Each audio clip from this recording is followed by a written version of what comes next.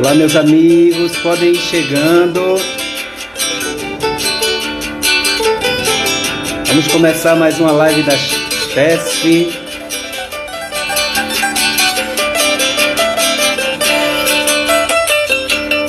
Deixa eu saudar o pessoal que já está aqui com a gente.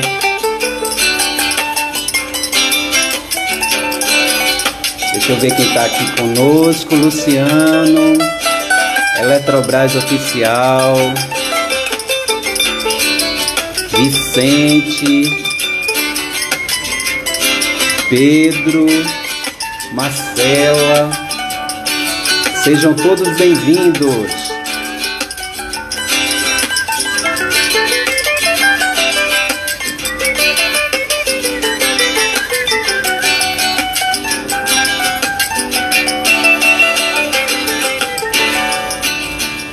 Uma boa tarde a todos. Está começando mais uma live da CHESF. Tudo bem com vocês nesta terça-feira? A nossa live já tradicional, que está ganhando corpo, né? As pessoas estão gostando muito.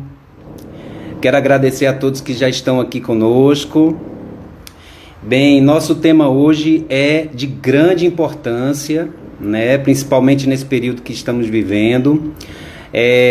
Vamos falar das empresas Eletrobras e direitos humanos. E nosso convidado de hoje é o Pedro Vilela. Eu vou falar um pouquinho aqui sobre Pedro, desculpa. Pedro é sociólogo, gerente de responsabilidade social, marca e reputação da Eletrobras, do departamento que integra a Superintendência de Comunicação. Hoje Pedro está à frente também na coordenação das ações de solidariedade frente à pandemia do coronavírus. Deixa eu dar uma olhadinha aqui para ver se Pedro já está com a gente. Se não me engano, eu vi ele entrando, está aqui já. Eu vou convidá-lo para falar um pouquinho mais sobre ele e iniciar o nosso papo. Pronto.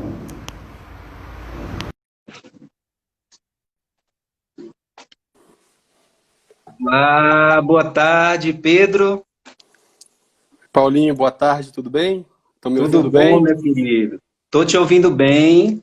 Antes de mais nada, quero perguntar ao pessoal que já está aqui com a gente se está tudo ok, estão ouvindo a gente direitinho, o sinal está chegando bem. Qualquer oscilação, qualquer problema que vocês tiverem aí, pode ir falando que a gente vai tentando ajustar aqui.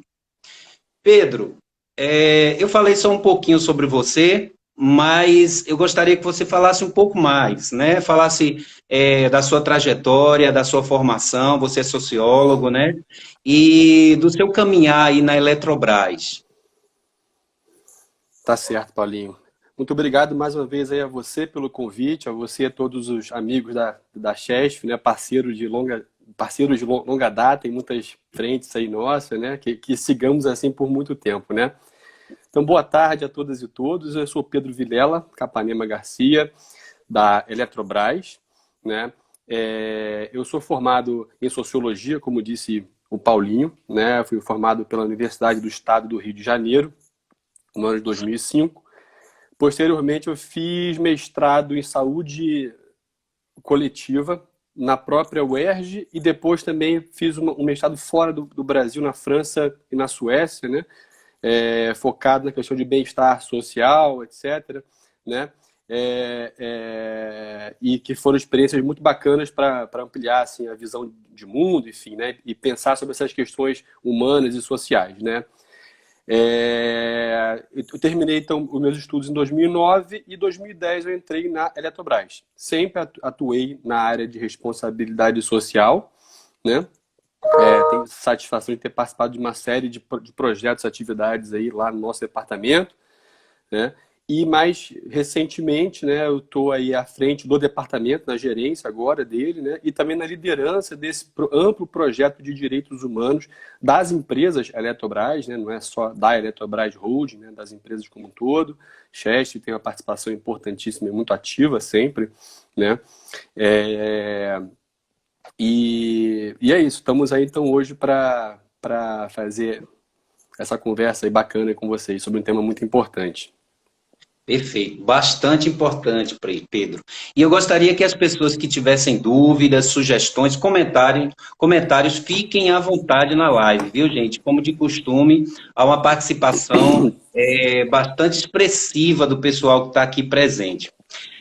Pedro, por se tratar de uma live aberta ao público em geral, né? A gente está com um canal, esse canal é de comunicação direta com a sociedade. Então a gente tem uma gama muito grande de perfis, né? De pessoas de todos os tipos, né? E por isso a gente sempre tenta simplificar ao máximo, né? Evitar muito termos técnicos, né? Para justamente abranger todas essas pessoas. Antes de mais nada, vamos começar de forma bastante didática mesmo, né?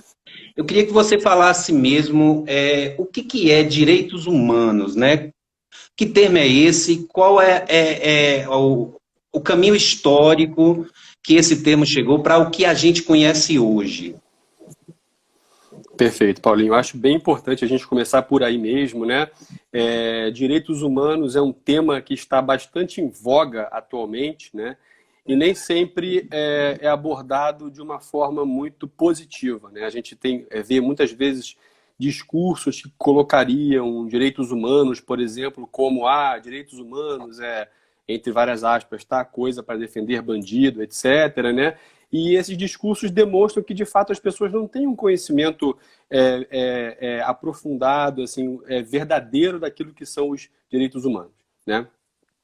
Os direitos humanos, né, eles remetem à Declaração Universal dos Direitos Humanos, é uma declaração que foi adotada pela Organização das Nações Unidas, a ONU, né, em 1948, logo ali no pós-Segunda Guerra Mundial, né?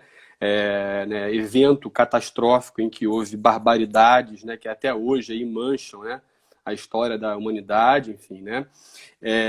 E ali os países, as nações, os povos pararam e falaram assim, olha, a gente tem que tomar medidas para que barbaridades como essa não voltem a acontecer, né? Entendemos que somos povos muito diferentes, nações muito diferentes, culturas muito diferentes, mas a gente tem que ter alguma base comum, né?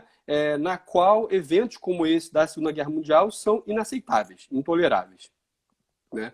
Daí que teve essa ampla discussão do que seriam, né, normas comuns a toda a humanidade, né, e que deveriam ser alcançadas por todos os países, né?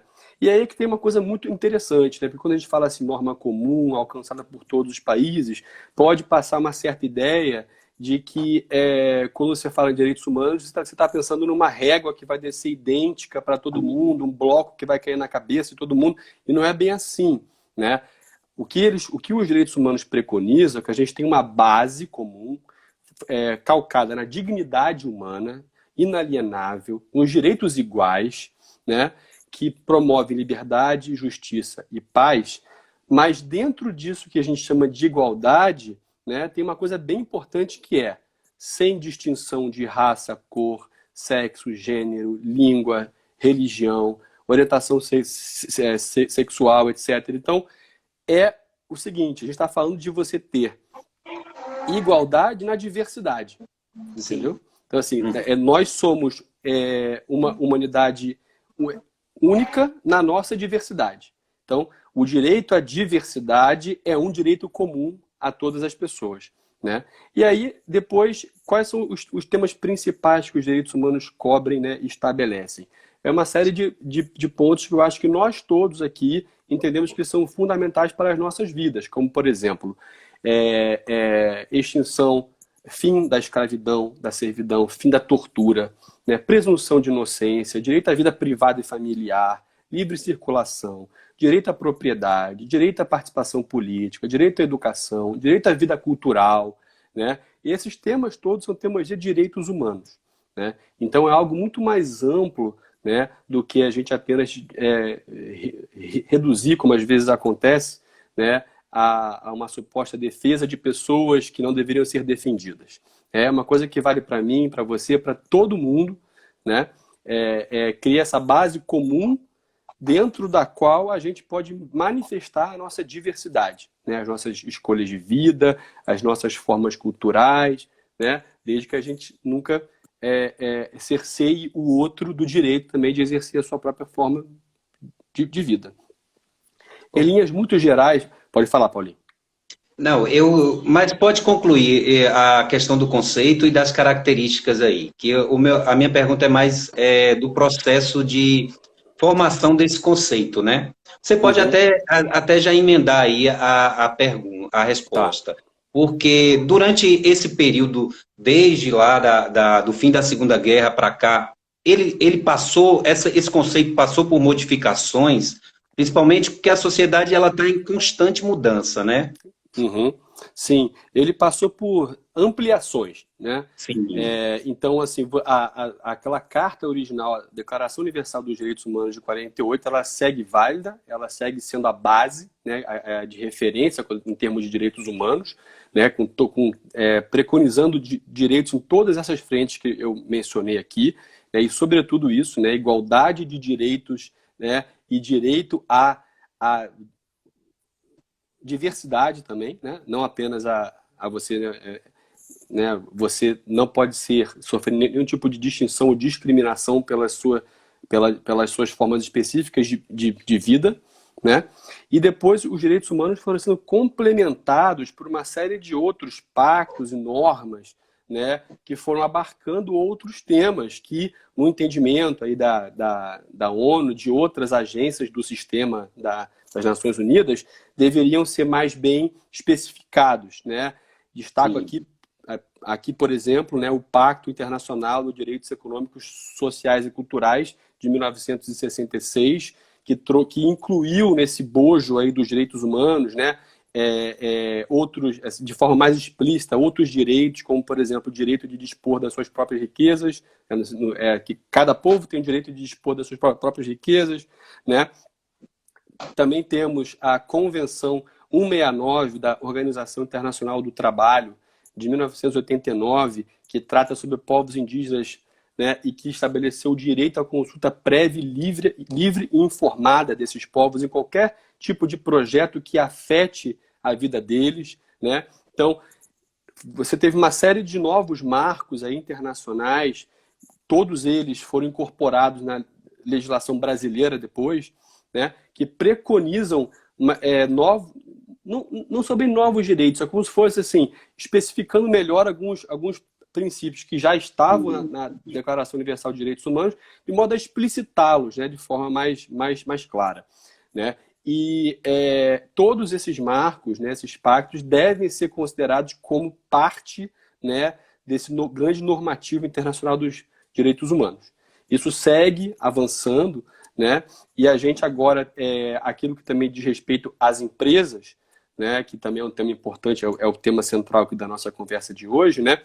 Em 2011, também a ONU, né, lançou um documento chamado Princípios Orientadores para Empresas e Direitos Humanos, né? Ou seja, colocando muito claro que as empresas têm um papel nisso também. As empresas como agentes socioeconômicos, né? Especialmente no mundo de hoje, em que você tem grandes corporações transnacionais atuando aí, né, mundo afora, elas têm uma responsabilidade muito forte também sobre esse tema, né? Você quer falar alguma coisa, Paulinho? Eu vou só te interromper um pouquinho para a Claro. gente ver a participação daqui das pessoas. Estou vendo que chegou mais gente aqui. Thalita, Eia Miranda, olha a Eia, aqui da nossa responsabilidade Grande Eia. social. Obrigado, Eia, por estar aqui com a gente. Carla. Carla Almeida faz um comentário. Assunto importante pela intolerância tão intensa que estamos vivendo nos dias atuais. Voltamos literalmente no tempo.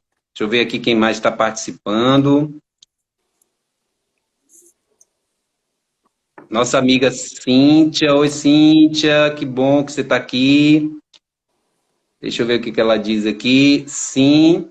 Hoje, quando se fala em direitos humanos, os que criticam acham que não são beneficiados. Espera aí que sumiu aqui. E não são beneficiados, né, pelos direitos humanos. É isso aí, né? Essa coisa que você falou, né, Pedro? De que os direitos humanos existem para defender bandido, né? E quando, na verdade, o próprio termo já está dizendo, né? Direitos humanos, de quem é humano, né? Humano. Então tá claro isso daí. Exatamente, Uhum. sim. Pedro, se você quiser continuar a questão das empresas, né? Isso, né? Então, eu acho que durante muito tempo, né, até porque lá na origem, quem se reuniu lá na ONU para fazer a discussão dos direitos humanos, assinou a carta, e depois esses outros documentos que foram sendo incorporados nesse grande normativo de direitos humanos, eram os estados, né? Os governos é que estavam lá atuando de forma mais incisiva, né? Representando os seus povos, né?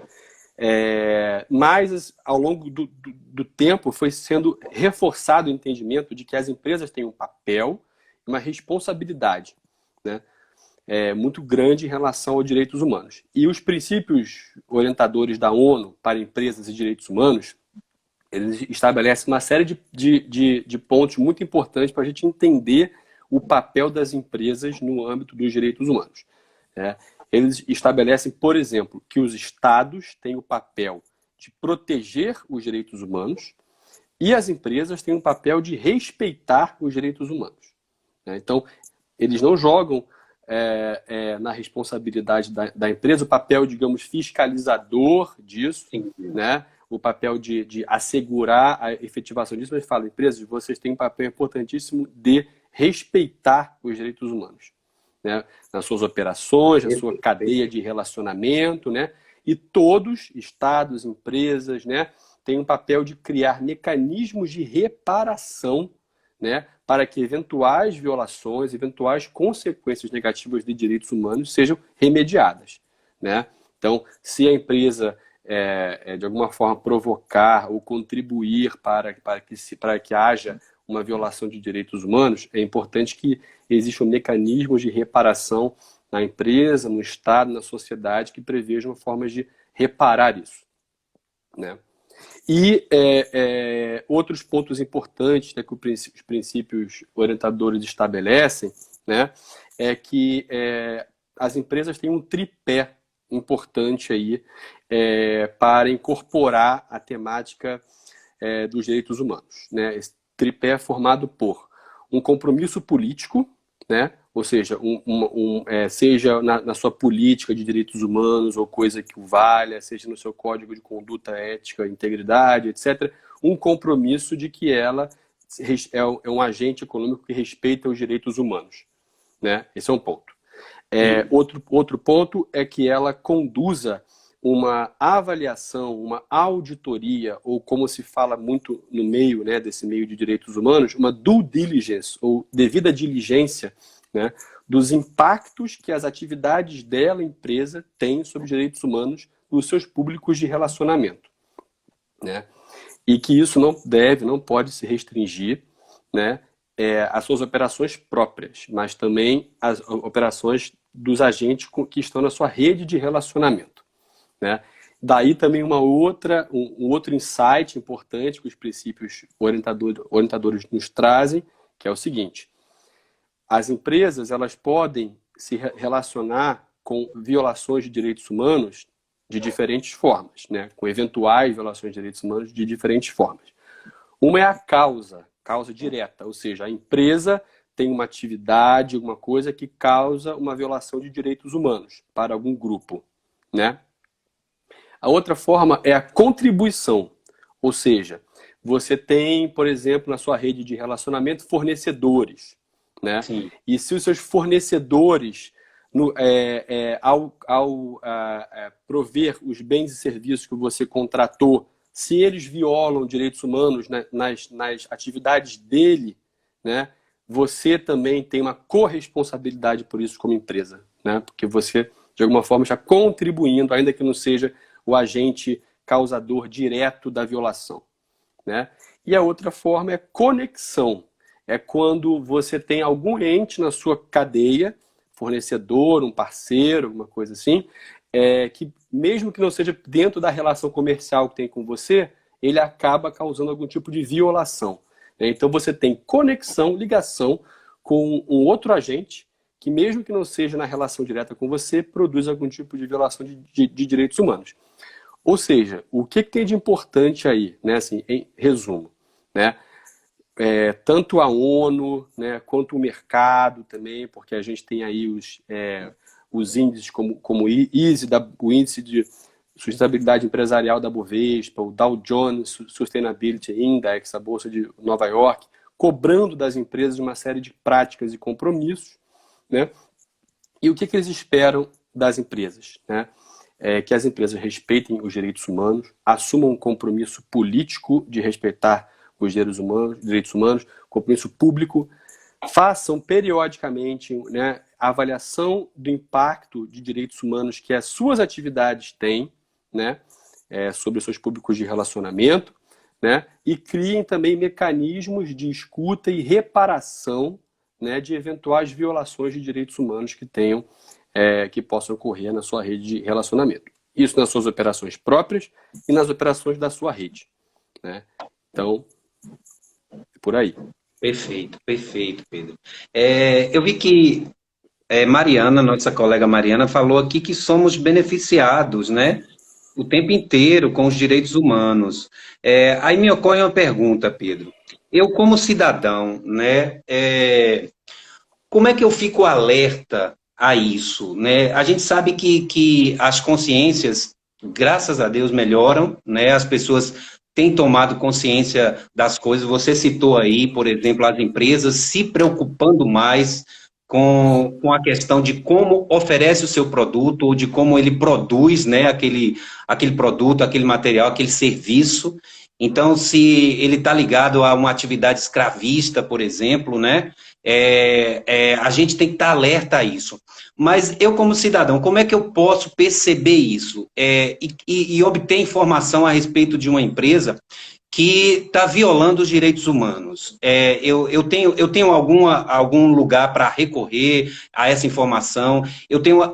Vocês têm alguma orientação? Existe alguma orientação para que a gente perceba isso propriamente no mercado onde a gente está comprando aquele produto, adquirindo aquele serviço?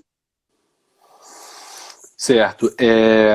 Eu acho que, de fato, cada um de nós, né, a gente fala aqui do papel do Estado, papel das empresas, mas cada um de nós, como indivíduo, como cidadão, também tem um papel, né, como você bem disse, né, Paulinho? Eu acho que hoje em dia a gente tem muita informação circulando, né, sobre temas como esse, né? Nós tínhamos antigamente uma lista no Ministério do Trabalho, que era a lista das empresas envolvidas em trabalho escravo.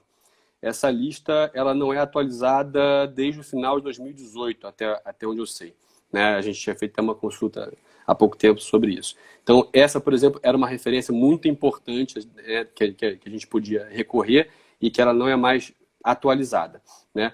As empresas, atualmente, botam em seus sites, seus relatórios anuais, enfim, uma série de informações sobre isso, né? Sobre esses temas, inclusive, muitas vezes, assumindo publicamente crises ou assim, acusações que elas tenham tido de violações de direitos humanos, né? A gente mesmo, né, nós, empresas Eletrobras, nesse ano, tivemos um episódio, né, que eu acho que vale a pena mencionar aqui também, porque denota como que esse tema, além do valor intrínseco dele, né, do valor em si, da defesa dos direitos humanos, ele tem um valor para o mercado também, né? Nesse ano, um importante acionista da Eletrobras, que era o Fundo Soberano da Noruega, né, ele, por conta de avaliações que ele fez lá, né, em particular sobre o processo de implantação da usina hidrelétrica de Belo Monte, né, ele decidiu por desinvestir na Eletrobras, né, por conta de supostas violações de direitos humanos, né?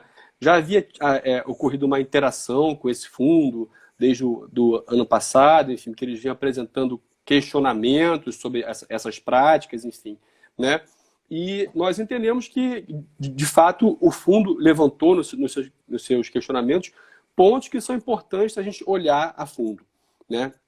Já fizemos uma defesa, inclusive, em relação a isso, né, demonstrando que boa parte das conclusões, né, que eles tiraram são baseadas em documentos antigos, né, e que não retratam, de fato, o avanço que houve lá nas questões mais críticas que eles pontuavam, né? E estamos, inclusive, trabalhando, né, dentro do subcomitê de direitos humanos das empresas Eletrobras, num documento, né, que a gente vai oportunamente divulgar e apresentar, analisando cada um dos pontos levantados, né, por eles. Enfim, isso eu acho que é um caso bastante importante, porque a gente não deve poder ter pudor de falar sobre essas questões, né? Quando a gente fala em direitos humanos, a gente está falando de riscos, né? Eventos que, infelizmente, podem ocorrer no relacionamento entre as pessoas, né? Nós somos uma empresa aí com mais de 12 mil empregados, com mais de 3 mil fornecedores, enfim, estamos inseridos em redes muito amplas, né? E daí a importância da gente ter um trabalho permanente, né, que reforce os direitos humanos na nossa empresa, junto aos nossos parceiros, enfim, de modo a evitar que isso aconteça, né? Então, acho que uma fonte bastante bacana para a gente conhecer o que as empresas têm feito em relação a isso é os próprios sites delas, hoje em dia, né? Pesquisas também, assim, na internet revelam uma riqueza de informações muito grande, né? Mas, como eu falei, uma das principais fontes que a gente tinha oficiais de informação não vem sendo devidamente atualizada, né? E é extremamente importante que a gente, como cidadão, consumidor, reafirme nossos posicionamentos, nossos valores na hora de fazer as nossas escolhas, né? E deixar muito claro que a gente não compactua com empresas que pratiquem isso, aquilo, outro, né? Que nós priorizamos escolher empresas que respeitam os direitos humanos, que trabalham na perspectiva de compartilhar valor com seus públicos de relacionamento, enfim. Então, acho que esse é um papel, de fato, bem importante que nós temos aí, né? Maravilha, Pedro. Deixa eu ver aqui, tem uma pergunta para você aqui direto. Deixa eu ver aqui. Luciana. Luciana Elza pergunta: Pedro, você acha que as empresas realmente estão adotando práticas visando coibir violações aos direitos humanos ou muitas vezes ficam apenas no discurso? Essa pergunta é muito boa, né?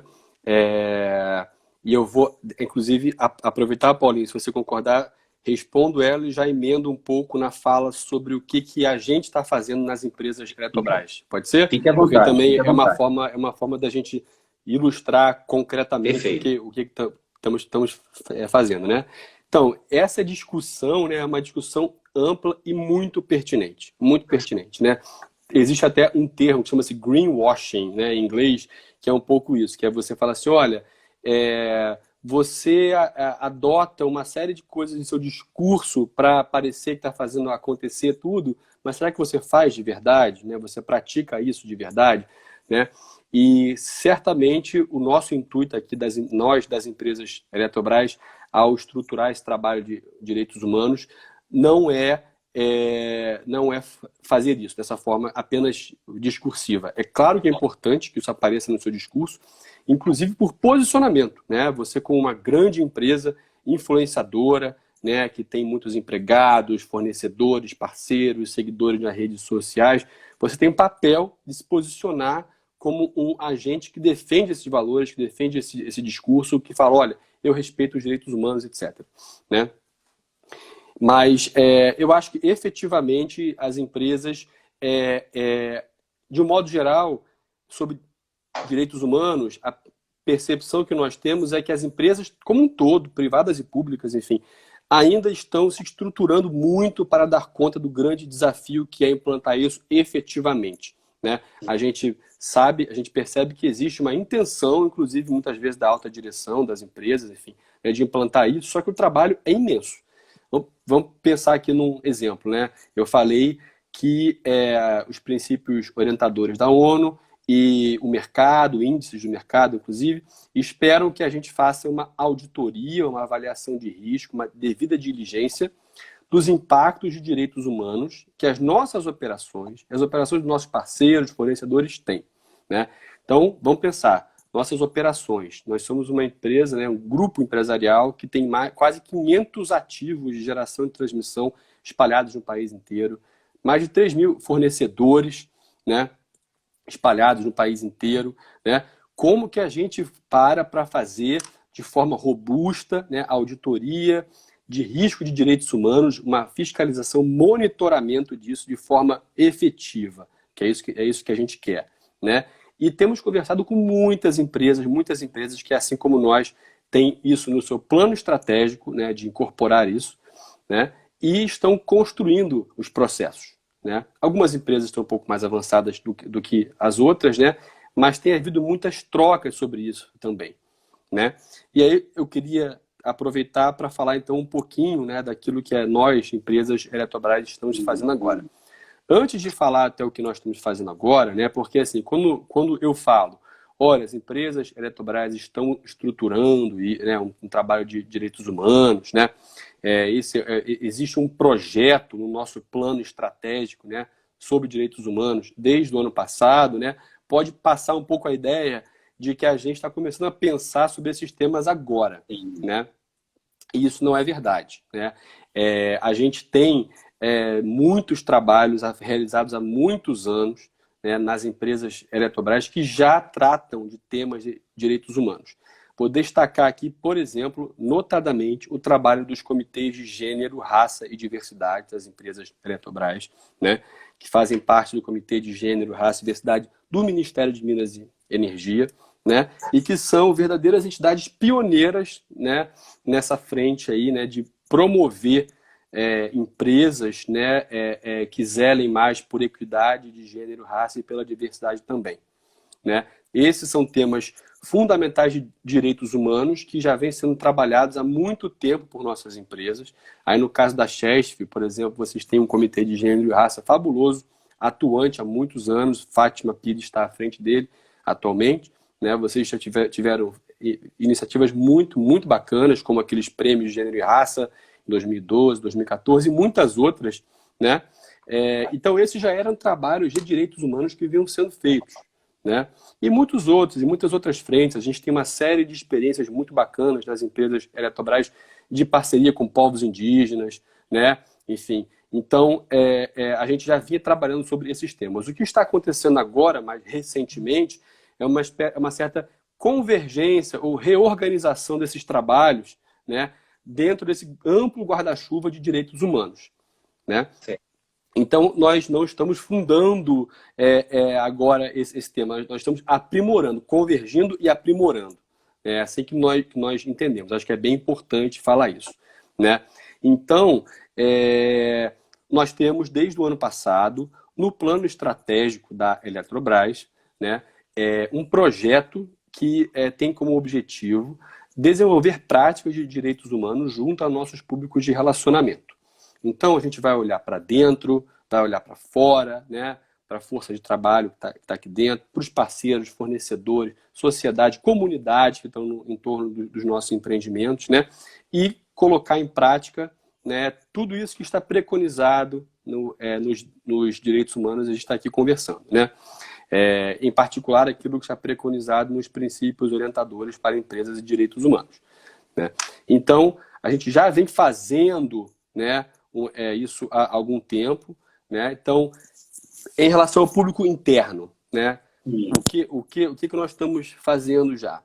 Além de estar buscando uma convergência cada vez maior com os trabalhos dos comitês de gênero, raça e diversidade, a gente está construindo com a Unise, que é a Universidade Corporativa, né, das empresas Eletrobras, um amplo curso, né, um curso online sobre direitos humanos nossa ideia é que ele venha com uma espécie de websérie em capítulos, né, tratando de diferentes temas como trabalho infantil, direito à livre associação e negociação coletiva, etc., de forma bastante lúdica, para poder engajar as pessoas. E a nossa meta é bem ousada, é uma meta de chegar a 100% da nossa força de trabalho.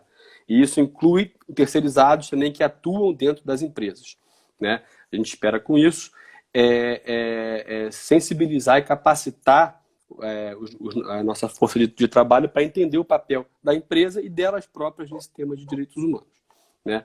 Também naquilo que diz respeito, né, à nossa força de trabalho, a gente está fazendo também uma ampla avaliação de todas as questões trabalhistas dentro da empresa, seja com a força de trabalho direta, seja também com os terceirizados que atuam dentro dela, né?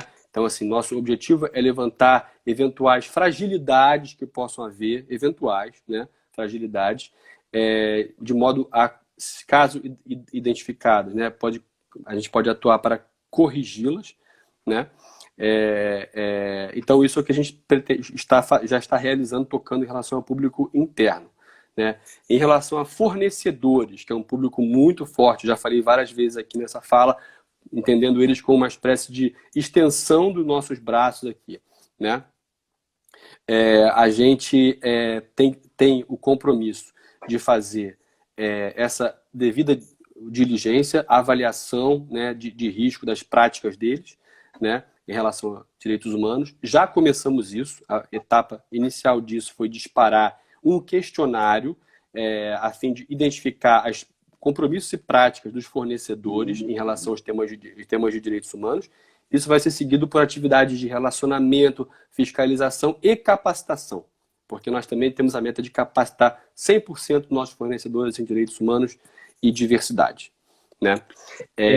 Só te interrompendo um pouquinho, Pedro. Tá dentro desse tema aí, nosso querido Marcelo Maia, ele fez justamente a pergunta que você já está respondendo. Uhum. Marcelo foi que sugeriu seu nome para o tema, né?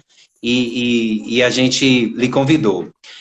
Parabéns aos dois pelo tema. Pedro, que consequência tem a empresa se um fornecedor não tem boas práticas de direitos humanos? Como se resguardar? Você já estava descrevendo isso, né? Exatamente. Então, Marcelo, mais uma vez, muito obrigado aí pelo convite. Está sendo um prazer aqui participar. Espero que esteja sendo bom aí para vocês também, né?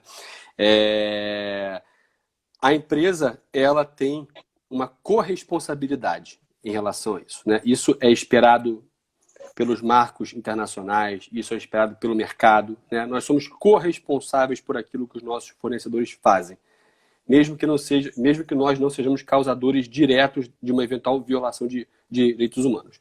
E a melhor forma da gente evitar isso é fazendo isso que eu estava agora falando, né? É buscar fazer, acompanhar de forma bem próxima, fazer uma espécie de auditoria ou fiscalização, né? Devida diligência, como a gente chama, né? Das práticas, dos compromissos e práticas dos nossos fornecedores. Nós disparamos ano passado esse questionário, tivemos até agora uma taxa de respondente não muito alta, mas estamos falando de um universo aí muito grande de empresas, 8% de respondentes, né? E a gente já está começando a identificar onde que os nossos fornecedores afirmam que eles têm lacunas de compromissos e boas práticas, né, que vão alimentar as nossas ações de relacionamento, fiscalização e capacitação com eles, né? A nossa área de fornecedores agora criou um espaço muito legal, uma seção no nosso site, que é uma espécie de repositório, uma área de diálogo com os fornecedores. E ela vai fazer uma série de webinars também. E a ideia é que a gente tenha um contato e um engajamento constante com esse público, de modo a capacitá-los por conta disso, né? Para sempre mitigar, diminuir ao máximo o risco de que eles possam vir a incorrer em violações como essas, né? Um trabalho muito semelhante a esse a gente está fazendo com as nossas SPEs, né, as Sociedades de Propósito Específico, que são as joint ventures das quais a gente faz parte, como a Norte Energia, né, a empresa lá de Belo Monte, também fazendo uma análise de práticas e compromissos a partir de um questionário, que na sequência vão ensejar ações de monitoramento, fiscalização e relacionamento, né, de modo a mitigar eventuais fragilidades identificadas. E vamos fazer esse trabalho também. Estamos construindo isso em parceria com a nossa área de meio ambiente, né? Avaliação de impacto e direitos humanos das nossas próprias operações, que também é algo muito importante. Nossas operações diretas. Então, nós temos aí ativos de geração e transmissão, né? Espalhados no país inteiro. Qual que é o impacto que tem quando eu implanto um ativo desse? Qual é o impacto que tem quando eu faço operação disso ao longo do tempo? Pessoas foram deslocadas, pessoas tiveram algum tipo de direito cerceado, etc. A ideia é ter esse olhar e Caso identifiquemos eventuais fragilidades, também adotemos medidas para evitar, enfim, que violações de direitos humanos ocorram, né? Por fim, a gente tem também uma meta, um compromisso, né, de equidade de gênero, né, muito importante, que é o seguinte: a gente tem uma meta no nosso plano estratégico de ter um percentual de mulheres em cargos de gerência pelo menos igual ao percentual total de mulheres nas empresas. Ou seja, que você espelhe nas gerências o mesmo percentual de mulheres que você tem nas empresas como um todo. E aprofundamos esse compromisso ainda mais recentemente ao aderirmos à iniciativa Equidade é Prioridade do Pacto Global, né, em que nos colocamos o compromisso de ter 30% de mulheres na alta gerência até 2025. Né? E última meta que vale a pena falar aqui, né, é uma também que diz respeito a uma parceria nossa com a ouvidoria, né, da Eletrobras, das empresas Eletrobras, que tem a ver com tratar denúncias de direitos humanos. Né? A gente tem a meta de até o final desse ano tratar 100% das denúncias que entram pelo canal de denúncia e são classificadas como denúncias de direitos humanos. Né? Isso tem a ver com um dos pés do tripé que eu falei mais cedo, que é criar mecanismos de escuta e reparação para eventuais violações de direitos humanos. E esse trabalho todo, Paulinho, é um trabalho feito a muitas mãos, né? É um trabalho das empresas Eletrobras como um todo. O pessoal aí do Marcelo e da EIA tem uma participação muito forte nisso, muito importante, né? Outros colegas também de vocês, o Carlinhos, por exemplo, é lá da área de educação corporativa, e a Fátima Pires também do Comitê de Gênero, né? E aqui dando alguns exemplos só, tá, pessoal? A Socorro também, né? O pessoal tem uma atuação muito, muito importante nessas frentes, enfim, e estamos juntos aí para dar conta dessa missão muito, muito ampla, né? Que é um grande desafio para nós todas e todos. Exatamente. Fátima Pires está aqui com a gente, ela fez um comentário. Pedro, obrigado pelo reconhecimento do Comitê de Gênero e Raça da Chesf. É um trabalho árduo, gradual e contínuo. Estamos sempre de prontidão para as questões de equidade de gênero, raça e diversidade. A Tia é uma batalhadora aí mesmo e está sempre à frente desses movimentos. Mariana, você quer comentar alguma coisa sobre... Você falou, né? A respeito do comitê, um destaque, né? Entre as empresas, o comitê da Chesf. Mariana, sou fã da Fátima. Todos nós. Mariana está dizendo aqui, direitos humanos devem ser tratados em todas as diretorias e regionais. E nossa querida Cíntia aqui está perguntando, direitos humanos versus pandemia. E aí a gente entra nessa questão que a gente já estava para abordar, você falou um pouquinho, sobre, a gente vai entrar agora no Agosto Lilás, né, que é de luta contra a violência contra a mulher, e aí a gente recebe as notícias quase que diariamente, né, do aumento das agressões dentro de casa, diante de um confinamento, de uma situação de alta vulnerabilidade das mulheres. Pedro, como é que você analisa isso? E na sua opinião, a pandemia, houve muita violação dos direitos humanos? Como é que chegam as informações até vocês? Se chegaram essas informações, onde mais esses direitos humanos estão sendo violados diante de uma crise como essa? Certo. Paulinho, eu acho assim, uma crise, né, especialmente uma crise de proporções pandêmicas como essa, né, que atingiu o mundo como um todo, né, elas quando chegam, elas fundam algumas novas dificuldades, mas mais do que fundar novas dificuldades, elas aprofundam, né, elas aprofundam as desigualdades, né? Então, quando tem uma crise muito grande como essa, que afeta a saúde, que afeta o emprego das pessoas, né? O que a gente observa é que existe uma tendência que as desigualdades e as vulnerabilidades se acirrem, né? Então, assim, não é como se a gente já tivesse no mundo em que as questões de desigualdade e vulnerabilidade já existissem e a pandemia chega para aprofundar isso, para criar isso. A pandemia chega e ela atua, né, sobre um contexto já marcado por muitas vulnerabilidades e desigualdades e aprofunda elas, né? Até ontem mesmo eu estava lendo lá, por exemplo, uma notícia de que a venda de Porsches no Brasil cresceu 90% nesse ano. Então, você vê que coisa absurda. Enquanto as pessoas estão aí morrendo, perdendo os seus empregos, perdendo a sua renda, a venda de Porsche, um carro de alto luxo, caríssimo, subiu no país, né? Isso é resultado, de fato, de um acirramento das desigualdades, né? Então, assim, sobre o ponto específico que você falou, né? Sim, a gente vem acompanhando de forma assim, muito alarmados, né? Essa pequena pandemia também de violência doméstica que, em sua esmagadora maioria, é focada, né? Assim, incide sobre as mulheres, né? E assim, daí a importância de você, mesmo num contexto difícil como esse, seguir trabalhando questões como essa, seguir divulgando questões como essa, né? O Comitê de Gênero, Raça e Diversidade do Ministério de Minas e Energia vem fazendo uma série de lives, por exemplo, sobre temas que têm a ver com esse, por exemplo, né? E é muito importante que a gente lance luz sobre isso, né?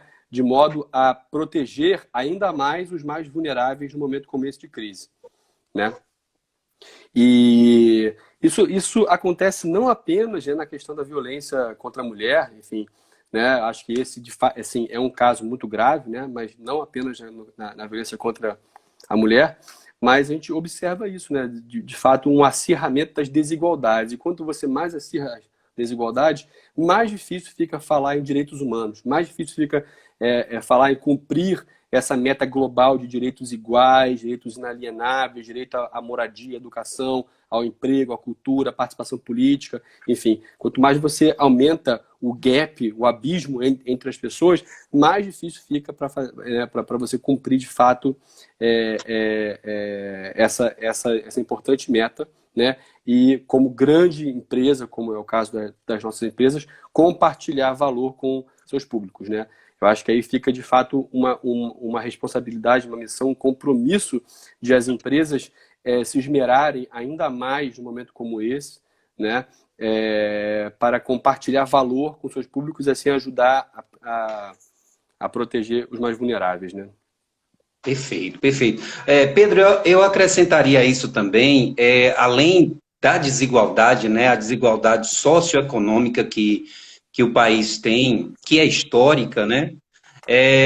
Eu acho que também existe uma cultura do machismo que faz com que essa violência ela se perpetue e que em determinados momentos, como esse de crise, ela se acentua, né? Porque a violência contra a mulher ela não atinge só as classes pobres, né? Ela atinge todas as classes. A gente vê denúncias aí o tempo inteiro de mulheres que são de classes mais altas, né, nesse sentido, que são violentadas e que sofrem essa agressão cotidianamente. Então, eu acrescento isso também. A gente precisa, Sem nesse dúvida. sentido, e eu acho que o trabalho dos comitês, né, o comitê da CHESP, por exemplo, é de mudar essa cultura e tentar contribuir para que esse padrão, né, normalizado de machismo e de violência contra a mulher permaneça. O importante é a gente estar atento sempre, né, e vigilante. O tempo inteiro a gente está lembrando disso, educando, reeducando as pessoas, desde no seu princípio de infância, né? Como a gente cria nossos meninos, né? Como a gente lida com a relação com as nossas meninas. Então, isso tudo faz parte de uma estrutura. E essa estrutura Sim, ela precisa ser desmontada a partir do momento em que a gente começa a discutir, né? A gente começa a colocar tudo isso. E eu acho que os espaços como esse aqui é importante para isso. sem a menor dúvida. Pedro, deixa eu ler mais uns comentários aqui. Uhum. Nossa querida Eia está falando aqui. O Comitê de Acessibilidade e a Comissão de Ética também são grandes parceiros, né? Sem Muito dúvida. importante essa lembrança, né? Semana Com passada certeza tivemos aí. aqui com Daniela Aniceto e ela falou da ética, falou da ouvidoria, que é uma grande parceira nessa luta aí, junto com todos nós. Deixa eu ver se Com tem mais alguma certeza. pergunta para a gente, Pedro, de participação. Muita gente comentando aqui. Ó, Eia fala mais uma situação importante aqui. O assédio moral dentro das empresas ainda é uma constante. Acredito que o que se faz ainda é pouco. Como poderíamos trabalhar esse tema dentro de direitos humanos? Perfeito. Esse de fato é um tema, né, que está dentro desse guarda-chuva de direitos humanos, né? Quando a gente pensa os temas que a gente vai trabalhar, esse é um tema que está lá, né? Só fazendo coro, Paulinho, o que você falou, né? Nós somos, e que tem gancho com essa pergunta também, né? Nós somos inegavelmente um país machista, né? Uma cultura machista. Você vê isso aí, por exemplo, no fato de que as mulheres têm, em média, mais anos de estudo do que os homens, mais salários menores, né? Mais anos de estudo do que os homens, mas elas são apenas 9% do quadro executivo nas 500 maiores empresas do país, enfim. Então, existe uma série de lacunas ainda importantes, né? Espaços que têm que ser oportunizados para a participação de mulheres e outros grupos também, né? Sobre a questão do assédio e todas essas questões de uma cultura, né, organizacional, e não apenas dentro da empresa, né?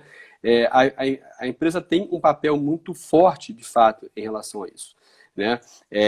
Eu acho que esses trabalhos constantes, né, de capacitação, tanto as campanhas feitas pelos comitês de gênero, como oficinas feitas há muitos anos pelos comitês de gênero, como esse curso importante que a gente está construindo com a Unise, né, sobre direitos humanos, eles devem abordar esses temas, né, preferencialmente de forma associada a realizações concretas das empresas. Então, exemplo, pouco tempo atrás, a maioria das nossas empresas ampliaram a licença paternidade de 5 para 20 dias.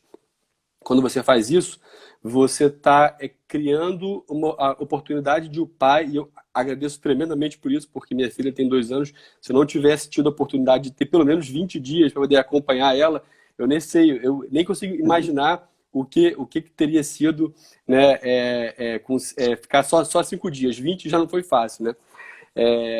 Então você tem que também criar o seguinte, olha, a empresa, ao fazer isso, está destacando a importância de uma maior equidade, né, na participação do pai na vida inicial ali da criança, né? E como que isso também dialoga com o que acontece dentro da empresa, porque ela está entendendo, a empresa entende, né, que faz sentido que ela, entre aspas, né, abra mão por mais tempo desse empregado para que ele possa se dedicar a uma questão da vida familiar dele, né? E como que isso acaba tendo também uma relação positiva para a própria empresa, porque esse empregado que vai voltar mais animado, enfim, que ele vai voltar entendendo melhor o papel dele como pai, o papel dele como homem, né?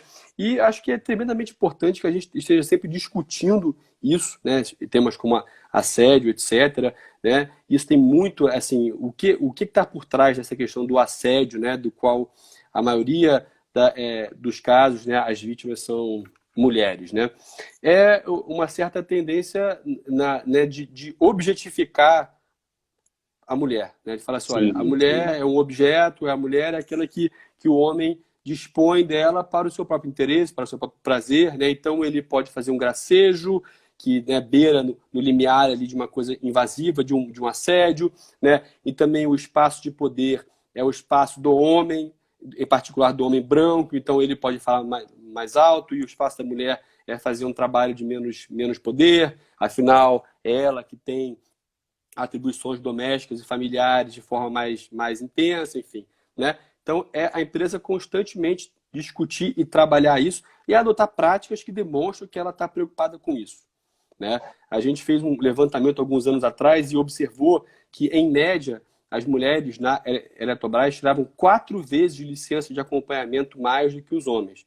Ou seja, quando um filho, um familiar fica doente, as mulheres tiram 4 vezes mais licença do que o homem, em média, né? São indicadores como esse que é importante a gente acompanhar e né, implantar ações de comunicação, etc., de sensibilização, levar esses conteúdos para nossas oficinas e cursos e estimular, né, um olhar diferente para isso, né? Botar as pessoas para questionar esses preconceitos, né, essa forma de ver as coisas, a relação entre gêneros, etc., né? Eu acho que esse é um papel importante da empresa, não apenas para ela se posicionar como uma empresa que defende isso como valor intrínseco, mas também porque isso é bom para a empresa, isso gera valor para a empresa, isso atrai pessoas, isso atrai o mercado, uma empresa que pratica diversidade, que respeita direitos humanos, que respeita os seus empregados, isso atrai investidor, isso enfim, é bom para ela, é bom para sua marca, bom para sua reputação, enfim, né? É sempre bom. É uma relação ganha-ganha. Perfeito, perfeito, perfeito. Pedro, a gente já está caminhando aqui para os últimos minutos da live, mas eu gostaria que você falasse um pouquinho sobre as ações da Eletrobras, em especial da Chesf, né? No que diz respeito a Nordeste, né? Como é que essa temática dos direitos humanos é trabalhada nas empresas e essa atenção para essa região daqui? Certo, bacana. Então, a Chesf está dentro de todas essas metas né, que eu mencionei mais cedo. Capacitar os colaboradores em direitos humanos, fazer a avaliação de impacto das operações, dos fornecedores, das SPEs, capacitar os fornecedores, né, equidade de gênero nos cargos de gerência, tratar as denúncias de direitos humanos. A Chesf está junto da gente nisso tudo, né? Então são essas ações todas que já estão planejadas e em curso e a Chesf participa disso aí, né? Em relação ao Nordeste, né? Eu acho que assim, tem alguns pontos importantes para a gente salientar, né? E que tem a ver com aquele ponto que a gente tinha falado anteriormente, que é o fato de que numa crise, por exemplo, né? Você acirra as desigualdades, né? Você acirra as vulnerabilidades, né? Então, pegar aqui uns dados aqui para a gente dar uma pensada, né? O Nordeste é a região do Brasil que tem o IDH mais baixo, o Índice de Desenvolvimento Humano mais baixo do país, né? O Brasil tem um IDH de 0,759, né? E o Nordeste 0,608, né? Então você está falando aí de uma diferença de 759 para 608, né?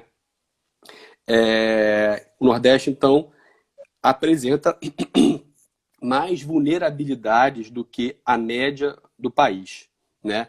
E outro dado interessante, a gente tem um índice chamado Gini, que eu não sei se todo mundo conhece, né? Que é um índice que mede desigualdade, né? Socioeconômica.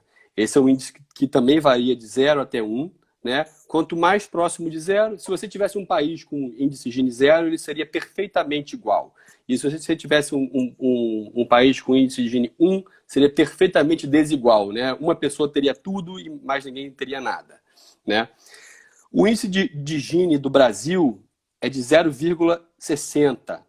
E o do Nordeste é de 0,62 e é a única região do país onde esse índice vem subindo nos últimos anos. Pedro, né? eu vou te interromper só um pouquinho, que a gente só está a 20 segundos para cair a live. A gente volta, a gente retorna, viu? Só para fazer a nossa finalização nesse tema e dar as considerações finais. Convido todo mundo a retornar com a gente, tá bom, gente? Até daqui a pouquinho.